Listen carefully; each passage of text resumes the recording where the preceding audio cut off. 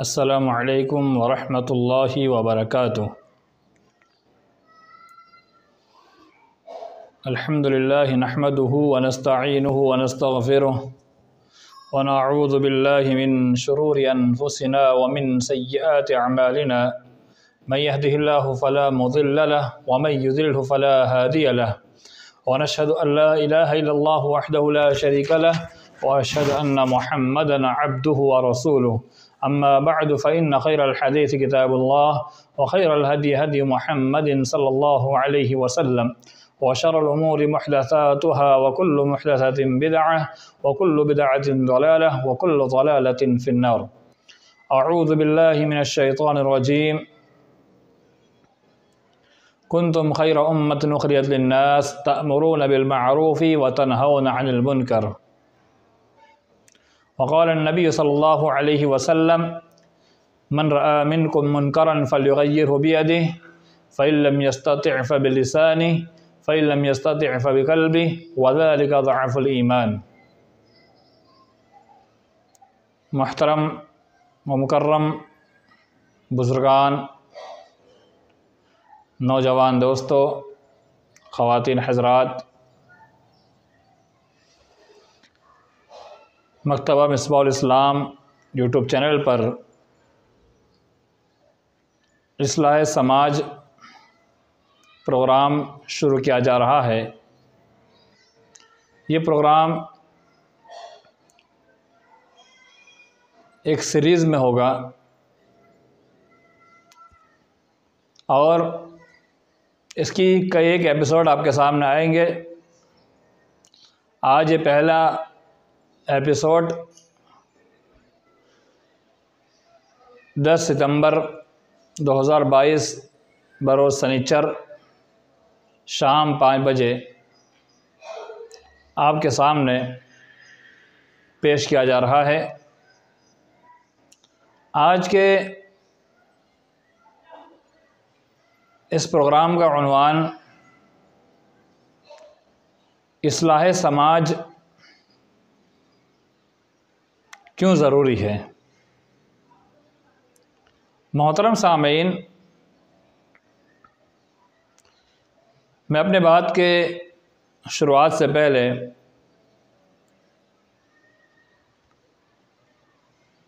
یہ بتلا دوں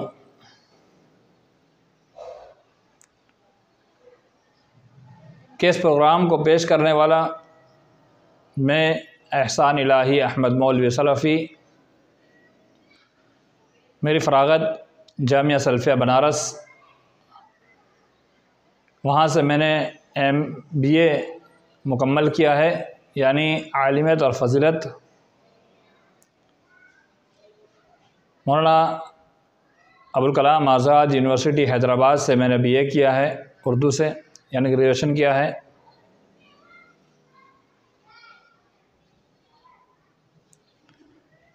مختصر تعارف کے بعد آج کے اس پروگرام میں آپ تمام احباب کا میں تہہ دل سے شکریہ ادا کرتا ہوں کہ آپ نے ہمارے اس پروگرام میں شرکت فرمائی۔ اللہ تعالیٰ مجھے اور آپ تمام کو عمل توفیق فرمائے اور ہمارے بیٹھنے، سننے، بولنے قبول فرمائے، آمین۔ محترم سامعین، اصلاح سماج کیا چیز ہے؟ اصلاح اور سماج یہ دو چیز ہیں۔ ایک ہے اصلاح۔ اصلاح کہتے ہیں کسی چیز کو درست کر لینا، کسی چیز کو اس کی بری حالت سے اچھی حالت میں لے آنے کا نام اصلاح ہے۔ سماج جس میں ہم رہتے ہیں، بستے ہیں، جہاں پر ہم اپنے رات و دن بتاتے ہیں، اسی کو سماج کہا جاتا ہے۔ یعنی جہاں پر ہمارے شب و روز گزرتے ہیں، اسے سماج کہا جاتا ہے۔ سماج کے اندر بہت ساری اچھائیاں ہیں تو بہت ساری برائیاں بھی ہیں۔ کلی طور پر یہ نہیں کہا جا سکتا کہ اچھائیاں ہی اچھائیاں ہیں، بلکہ اچھائیاں بھی ہیں اور برائیاں بھی ہے، اور یہ بھی نہیں کہا جا سکتا کہ ہمارا سماج بگڑا ہی ہوا ہے، یعنی ہمارا سماج بالکل ایک دم ناکارہ ہے، نہیں، بلکہ اچھا بھی ہے اور برا دونوں طرح کا ہے۔ اب جو اچھا ہے وہ قابل تعریف ہے، جو برا ہے اسی برے سماج کی اصلاح کے لیے مختلف عناوین پر علماء ربانیین خطاب پیش کرتے ہیں اور دنیا کے سامنے اللہ کی کتاب کا پیغام پیش کرتے ہیں اور انبیاء علیہ السلام کے مشن کو لوگوں تک پہنچاتے ہیں، لیکن اسی درمیان میں ایک ازلی دشمن جس کے تعلق سے اللہ نے فرمایا ان الشیطان لکم عدو فاتخذوہ عدوا، کہ شیطان تمہارے لیے دشمن ہے، تم بھی اسے اپنا دشمن بنا لو۔ وہی شیطان جو فحش کام کا حکم دیتا ہے، برائیوں کا حکم دیتا ہے، اس سماج کو بگاڑنے کا پورا کریڈٹ اسی شیطان پہ جاتا ہے، جیسے اللہ کا فرمان ہے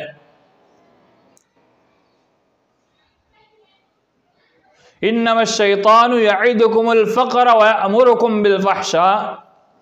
کہ شیطان تمہیں فقر و فاقہ سے ڈراتا ہے، بھوک مری سے ڈراتا ہے، غریبی سے ڈراتا ہے، اور برے کام، فحش کام، گناہ کے کام، جتنی طرح کی برائیاں اس سماج میں پائی جاتی ہے ہر قسم کی برائی پر وہ ابھارتا ہے اور حکم دیتا ہے۔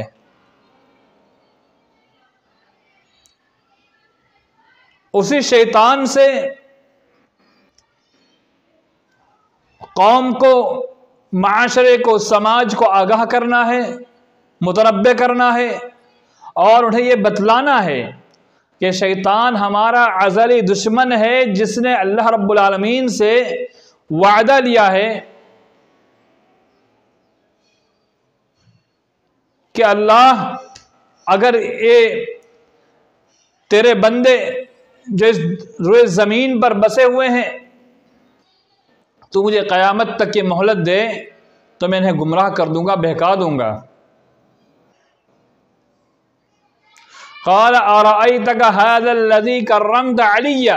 لئن اخرتني الى يوم القيامة لاحتنكن ذريته الا قليلا، تھوڑے ایسے ہوں گے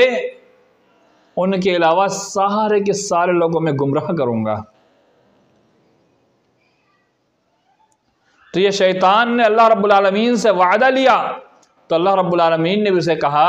کیونکہ اللہ کی شان ہے جب اللہ سے کوئی مانگتا ہے اللہ دینے پر قادر ہے اور اسے دیتا بھی ہے، لیکن اللہ دے کر کے بری چیزوں سے متنبہ بھی کرتا ہے، یہ بری ہے، اس پر نہیں جانا ہے، یہ بات نہیں ماننی ہے، پھر انسان کے اختیار میں ہوتا ہے۔ قال اذهب فمن تبعك فإن جہنم جزاؤكم جزاء موفورا، شیطان سے کہا جا، تیری پوری طاقت لگا دے، بہکا دے، جو تیرے ساتھ آ جائے گا اس کا اور تیرا ٹھکانہ جہنم ہے۔ تو اس آیت سے معلوم ہوتا ہے کہ شیطان نے اللہ رب العالمین سے مہلت مانگی، اللہ نے دی، اور اللہ رب العالمین نے اسی پر بس نہیں کیا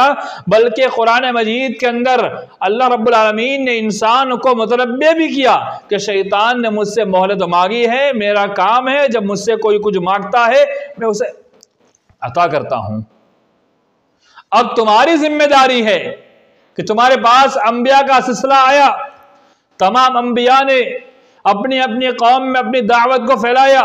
حضرت محمد صلی اللہ علیہ وسلم نے امت محمدیہ کو ڈرایا، اور نبی صلی اللہ علیہ وسلم کے وفات کے بعد العلماء ورثۃ الانبیاء، حدیث کے الفاظ کہ علماء انبیاء کے وارث ہے اور ان کو وراثت میں مال جائیداد نہیں ملتی ہے بلکہ انبیاء کا جو علم ہے وہ ان کو ملتا ہے، اور جو مشن انبیاء ہوتا ہے اس مشن کو امت تک علماء پہنچاتے ہیں، اس لیے انہیں وارثین انبیاء کہا جاتا ہے، اور یہی کام علماء کرام کر رہے ہیں جو انبیاء علیہ السلام کرتے تھے۔ یعنی شیطان نے گمراہی کا وعدہ کر رکھا ہے تو انبیاء نے مشن چلایا ہوا تھا کہ گمراہی سے لوگوں کو بچائے، معاشرے برائیوں سے لوگوں کو آگاہ کرے، متنبہ کرے، اس لیے قرآن نے کہا وما آتاكم الرسول فخذوه وما نهاكم عنه فانتهوا۔ امت محمدیہ سے خاص پیغام اللہ رب العالمین کا کہ نبی صلی اللہ علیہ وسلم تمہیں جو کرنے کو کہے اسے کرو، یعنی جو دے اسے لے لو۔ اس کا مطلب یہ ہوا کہ جو تمہیں کرنے کے لیے حکم دے اسے تم کرو۔ وَمَا نَهَاكُمْ عَنْهُ فَانْتَهُوا، اور جس چیز سے روکے اس سے رک جاؤ۔ یہ شریعت اسلامیہ کا ایک بہت ہی بڑا اصول اور ضابطہ ہے اصلاح سماج کے لیے کہ قرآن ہمیں کیا کہتا ہے، احادیث ہمیں کیا کہتی ہے۔ ہمیں جو کرنے کو کہے اسے کر لینا ہے، اور جن کاموں سے ہمیں روک دے، قرآن میں اللہ رب العالمین نے جن کاموں کو حرام قرار دیا اور کہا یہ کام نہیں کرنا ہے، یہاں نہیں جانا ہے، یہ نہیں کھانا ہے، یہ چھوڑنا ہے۔ حدیث میں نبی صلی اللہ علیہ وسلم نے یہ کہا کہ یہ کام تمہیں نہیں کرنا ہے، کرو گے تو یہ سزا ملے گی، یہ عذاب ہوگا۔ یہی ہے اصلاح سماج، اور اصلاح سماج کا مطلب یہی ہوتا ہے کہ جو کام اللہ کرنے کا حکم دے، نبی صلی اللہ علیہ وسلم جو کرنے کا حکم دے، دین شریعت ہم سے جو مطالبہ کرتا ہے وہ کام ہم کریں، اور جن کاموں کو کرنے سے روک دے، اللہ روکے، اس کا رسول روکے، قرآن روکے، حدیث روکے، دین اسلام روکے، وہ سارے کے سارے کاموں سے رک جانے کا نام ہی اصلاح سماج ہے۔ اور نبی صلی اللہ علیہ وسلم نے فرمایا کلکم راع وکلکم مسئول عن رعیتہ، تم میں سے ہر ایک ذمہ دار ہے، اسے اپنی ذمہ داری کے بارے میں پوچھا جائے گا۔ آگے فرمایا نبی صلی اللہ علیہ وسلم نے فالامام راع، امام قوم کا رہبر، رہنما، یا مسجد کا امام ہو یا پھر قوم کا ذمہ دار ہو، چاہے امیر ہو، چاہے سیکرٹری ہو یا صدر ہو، کوئی بھی ہو، ہر ایک ذمہ دار ہے، وہ مسئول عن رعیتہ، اس سے اپنے ذمہ داری کے بارے میں پوچھا جائے گا۔ والرجل راع فی بیتہ، آدمی اپنے گھر میں ذمہ دار ہے، اس سے اس کی ذمہ داری میں پوچھا جائے گا۔ والمرأة راعیۃ فی بیت زوجہا، کہ عورت اپنے شوہر کے گھر کے اندر اس کے ماتحت رہنے والوں کا ذمہ دار ہے، اس عورت سے اس کی ذمہ داری کے بارے میں پوچھا جائے گا۔ فکلکم راع وکلکم مسئول عن رعیتہ، تم میں سے ایک چرواہے کے مانند ذمہ دار ہے، اسے اپنے چراگاہ یعنی ذمہ دار جس کا بنایا گیا ہے اس کے بارے میں اسے پوچھا جائے گا۔ امام قرطبی رحمہ اللہ اس حدیث کی وضاحت میں لکھتے ہیں ما من عبد یسترعیہ اللہ رعیۃ وغاش لرعیتہ حرم اللہ علیہ الجنہ،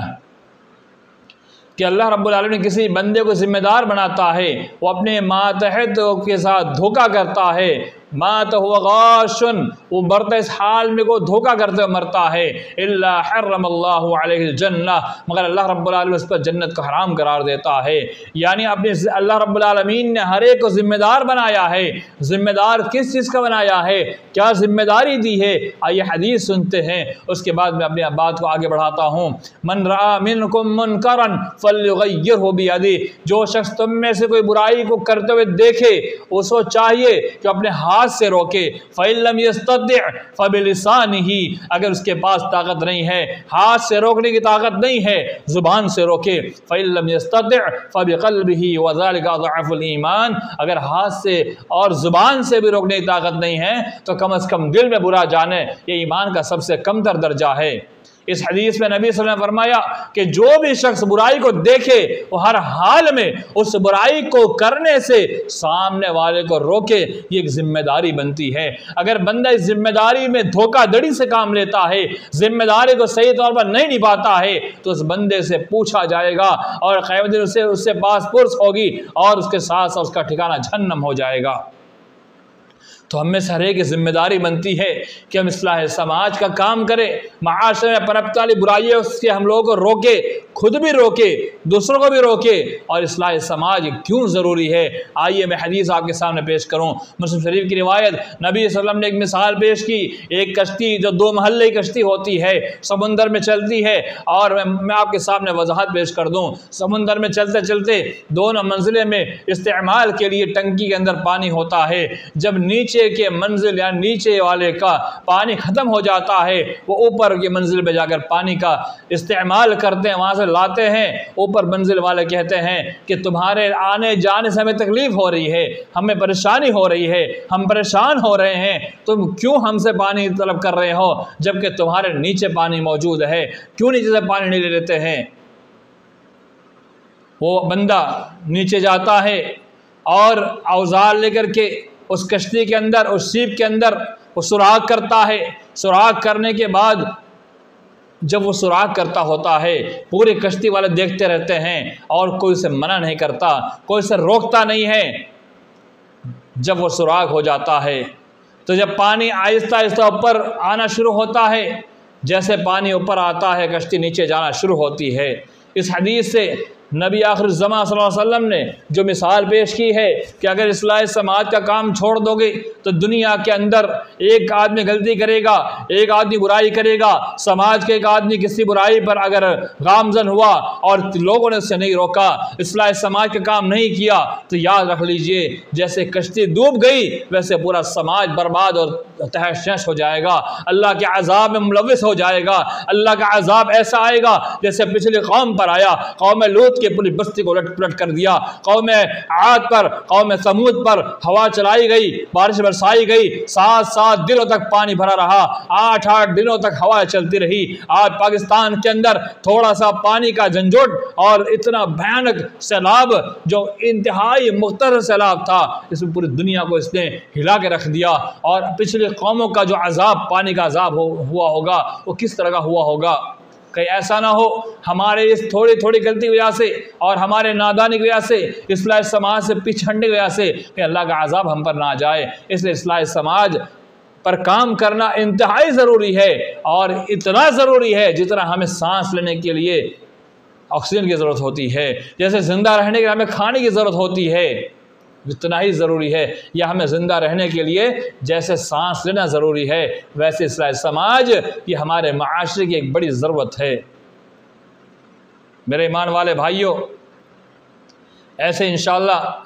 ہمارا جو کام اور مشن جو ہے یہ ہمارا انشاءاللہ جاری رہے گا، اور اصلاح سماج پر ہم انشاءاللہ کام کرتے رہیں گے۔ آپ نے جو پوسٹر ہمارا ہے اس کو بھی آپ نے دیکھا ہوگا، اور جو نہیں دیکھ پائے ہیں وہ یہ پوسٹر دیکھ سکتے ہیں کہ اس طرح کا یہ پوسٹر ہمارا نشر کریں، اور ہمارے اس پوسٹر کے ساتھ ساتھ ہر سنیچر کو شام 5 بجے آپ تیار رہیے، ہماری ویڈیو آپ کے سامنے لائیو آپ ٹیلی کاسٹ دکھائی جائے گی، اسے آپ دیکھیں، سنیں، خود بھی سنیں، دوستوں شیئر کرے، پہنچائے، اور جتنا آپ کام اصلاح سماج میں ہمارا جڑیں گے آپ بھی ثواب کے مستحق ہوں گے۔ اور حدیث کے اندر آتا ہے من دل علی خیر فلو مثل اجر فاعلہ، کہ جس نے کسی کی بھلائی طرف رہنمائی کر دی اس کو اتنا ہی ثواب ملتا ہے جتنا کہ وہ کام کر رہا ہے۔ خیر کی طرف رہنمائی کرنے والے کو بھی اس کام کرنے والے کے برابر ثواب ملتا ہے، تو آپ کم از کم رہنمائی کر دیجئے، انشاءاللہ آپ کو ضرور ثواب ملے گا۔ آپ شیئر کیجئے، لوگ غلط سلط میسج پھیلا کر کے لکھ دیتے ہیں 10 شیئر مارو اتنا ثواب، یہ ثواب، بلکہ وہ سب جھوٹ پر محمول ہوتا ہے، اور یہ سچ آپ کے سامنے حدیث پیش کر رہا ہوں۔ آپ ان ویڈیو کو پہنچائیے، لوگوں تک دکھلائیے، تاکہ لوگ سدھرے سمجھے، اور جو منہیات شریعت نے بتلائے ہیں، حرام کام بتلائے ہیں، ان حرام کاموں سے بچے، اور جو کرنے کا کام ہمیں بتلایا ہے وہ کام معاشرے میں لوگ کریں، تاکہ ہمارے معاشرہ ایک پاک معاشرہ بن جائے، یہ معاشرہ ایک خوشبودار معاشرہ بن جائے، یہ معاشرہ دیندار معاشرہ بن جائے، یہ سماج ایک بہترین سماج بن جائے۔ ہم چاہتے ہیں صحابہ کرام کی زندگی والا سماج ملے، تو ہمارے لیے ضروری ہے کہ ہم دین اسلام کو فالو کریں اور اس کی باتوں کو مانیں، اسی باتوں پر عمل کریں۔ انشاءاللہ ہمیں ضرور جو سماج ہم چاہتے ہیں وہ سماج ہمیں مل کر رہے گا انشاءاللہ۔ اسی پر میں اپنی بات کو ختم کرتا ہوں۔ اللہ تعالیٰ ہم تمام مسلمانوں کو اصلاح سماج تو عطا فرمائے۔ ہمارے اندر جو پائے جانے غلطی اللہ تو ہمیں اس سے چھوڑنے تو عطا فرما، اور اچھے تیرے دین کے اللہ کام ہے اسے کرنے تو عطا فرما۔ آمین۔ والسلام علیکم ورحمۃ اللہ وبرکاتہ۔